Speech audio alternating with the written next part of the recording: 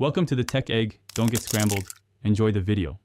Start by clarifying what the dashboard CRK indicator means for your vehicle. Use an OBD-ROMAN2 scanner to read the CRK or crankshaft position code. Plug the scanner into the OBD-ROMAN2 port under the dash and power it on. Follow the scanner prompts and record the fault code and freeze frame data before clearing any codes. Note the code number and timestamp for reference. This information guides the next inspection and any repair choices you will make.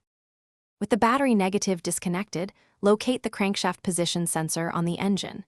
Visually inspect the crank sensor connector for corrosion or loose pins. Gently unplug the connector and check the wiring harness for broken strands or rubbing points. Measure the sensor air gap.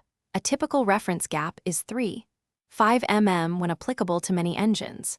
Use a multimeter set to ohms to check sensor continuity and wiring integrity. Note any reading outside the expected range for trouble. After repairs or inspections, clear the code using the OBD-ROMAN2 scanner before testing.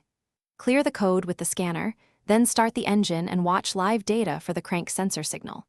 If the signal shows properly, perform a 10 to 15 minute test drive while monitoring RPM and sensor signal on the scanner. Rescan after the drive and confirm the CRK code did not return.